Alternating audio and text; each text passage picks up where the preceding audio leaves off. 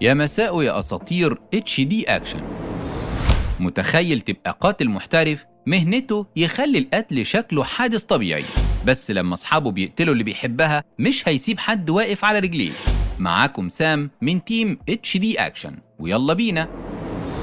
وبيبدأ فيلمنا مع واحد راجع بيته في أمان الله، بس ما يعرفش إنه طالع لقضاء، وبيكون في واحد قاعد مستنيه علشان يقتله، وبيكون ده بطلنا مايكل. ولما بيدخل الراجل بيته بيلاقي الكهرباء قطعة، والنور الوحيد اللي كان موجود كان محطوط تحت منه ساعة شكلها غالي جدا، وبياخد الكرسي علشان يطلع يجيبها، بس فجأة الحبل بياخد راسه وبيتعلق. فبيروح له مايكل، وهنا الشخص ده بيترجاه ما يخلصش عليه، وبيقول له انت ما تعرفش انا مين اصلا. فبيقول له مايكل انت مجرد 25,000 دولار بالنسبة لي، وبيستناه ثواني لحد ما بتطلع روحه. وبعدين بياخد سيلفي معاه، وبنعرف ان بطلنا مايكل بيشتغل قاتل محترف، واخر اليوم بيروح علشان يرفه عن نفسه شوية، بس بيلاقي واحد بيعكس واحدة، ولما بينادي عليه علشان يسكت الراجل ما بيعجبوش الكلام، ولسه رايح يضربه فجأة بياخد بوكس من مايكل بيوقعه على الأرض، وبيجي على اللي بعده وبيهجم عليه، بس مايكل كان أقوى منهم بكتير وبيضربهم واحد واحد. وبنعرف إنه لما بيجي علشان يضرب مش بيسيب حقه، ولازم يقتلهم مش بيضربهم بس، وبيخلص عليهم وبياخد مشروبه وبيمشي. وبعد شوية بيروح لمكان تاني، بس المكان ده مش مكان عادي لأن ده مكان التجمع بتاعه،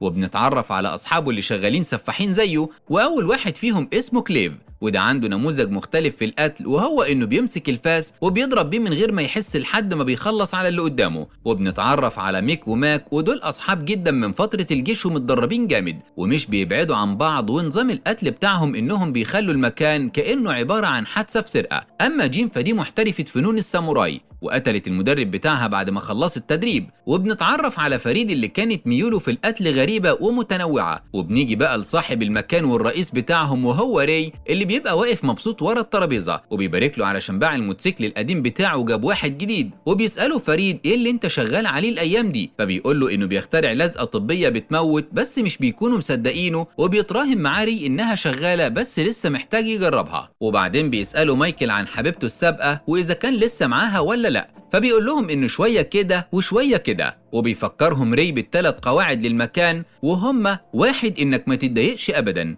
2 ما تتورطش في اي حاجة، 3 والاهم ان محدش يقبض عليك. وبيدخل عليهم واحد اسمه ميلتون، وده اللي بيجيب لهم المهمات، وبنعرف انه بيستلم المهمات دي في شنط من ناس في اماكن عامة او في الطريق، والشنط دي فيها الفلوس والفلاشة اللي فيها المعلومات عن الناس اللي هيخلصوا عليهم. وبيطلب ميلتون من مايكل انه يروح له على المكتب بتاعه، وبيبارك له على المهمة اللي عملها اخر مرة، وبيطلب منه مهمة تانية وبتكون انه يقتل فرقة عزف. فبيقول له مايكل ان التعامل مع الناس اللي زي دي لازم يكون في اوقات معينة علشان الموضوع يبان صدفة. وبيسأله عن مهمة المحاسب، وبيقول له ان هو هينفذها قريب بس محتاجة شوية تفكير. وبيعرفه ميلتون ان الناس اللي عايزة تقتل المحاسب قررت انها تضاعف المبلغ لو قتلته بكرة. واول ما بيسمع مايكل سيرة مضاعفة الفلوس كان لازم يفكر في حاجة علشان يقتل بيها المحاسب من غير ما يسيب وراه دليل والموضوع يبان حادثة. وتاني يوم بيراقبه وبيراقب كل اللي حواليه، وكان مستني الفرصة المناسبة لحد ما بيشوف المحاسب واقف وبيستنى العربية اللي جاية، وبيضرب طلقة على الكاوتش علشان تفقد التوازن وتروح ناحية المحاسب وبتقتله وتعتبر حادثة. واخر اليوم بيرجع علشان يكمل تدريب، وبيحكي انه ما بقاش بيحس بأي حاجة وبينام عادي جدا، بس بيفتكر ذكريات حبيبته اللي سابوا بعض من فترة ومش قادر ينساها. وبتجيله رسالة من ميلتون بيطلب منه انهم يتقابلوا في مكان بكرة الساعة 9 علشان ياخد فلوس مهمة المحاسب. وبيروح مايكل للفرقة الموسيقية اللي هيقتلها، وبيحس مايكل انه متعاطف معاهم شوية، بس اول ما بيسمع الاغاني بتاعتهم بيقتلهم بسرعة علشان صوتهم وحش جدا، وبتكة واحدة خلاهم يتكهربوا والموضوع كأنه حادثة. وتاني يوم بيروح للمكان اللي ميلتون قال له عليه علشان ياخد الحساب بتاعه،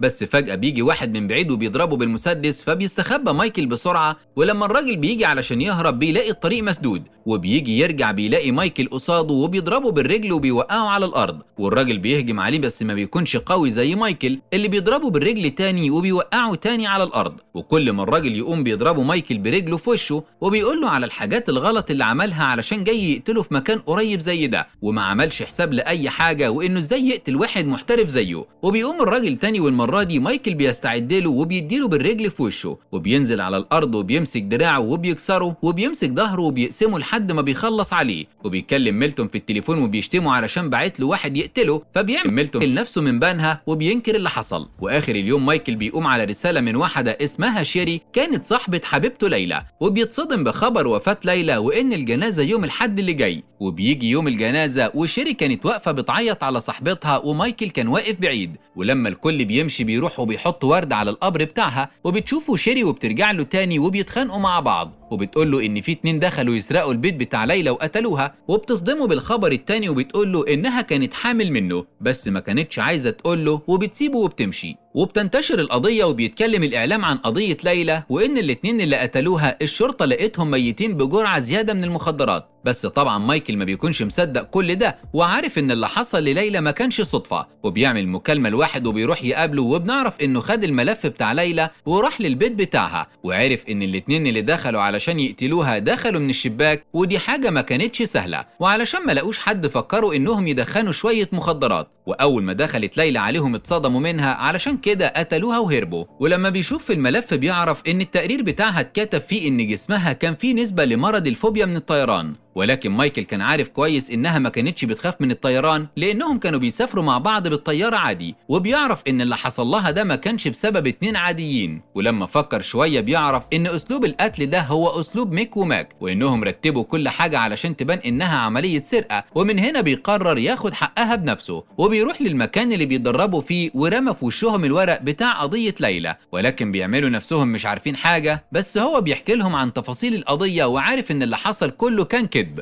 وان هما الاتنين اللي عملوا كده، فما بيقدروش ينكروا لانهم عارفين انه ذكي وهيكشفهم كده كده، وبيحاولوا يبرروا ان اللي حصل ده كانت مهمه جات لهم زي كل المهمات، وهو اصلا كان منفصل عنها يعني مفيش داعي يزعل، وبيطلبوا منه بكل هدوء انه يرجع البيت ويهدى شويه وينسى الموضوع ده. فبيتضايق مايكل منهم وبيضرب اول واحد وبيحدفه على الارض، والتاني بيهجم عليه وبيقوموا الاتنين وبيضربوه، بس هو بيحاول يدافع عن نفسه وبيضربهم، وبيكون مايكل حاسس انه مش هيقدر يتغلب عليهم، بس اللي خلاه يعرف يضربهم انه متوقع الحركات بتاعتهم، وبيقول لهم ان ليلى كانت حامل، ولما بيقوم ميك علشان يواسيه بيقول له لو عاوز تنتقم روح اقتل مراتي لانها عامله لي ازعاج، بس مايكل بيديله بالبوكس وبيوقعه على الارض. وبيروح مايكل لميلتون بس مش بيلاقيه في المكتب، وبيعرف ان ري عارف اللي حصل وكان بيواسيه، بس مايكل بيصدمه انها كانت حامل، وبيساله مين اللي طلب من ميك وماك انهم يقتلوها، فبيقول له انه لسه عارف الخبر دلوقتي، وبيمنعه انه يعمل اي خطوه تدمر كل حاجه،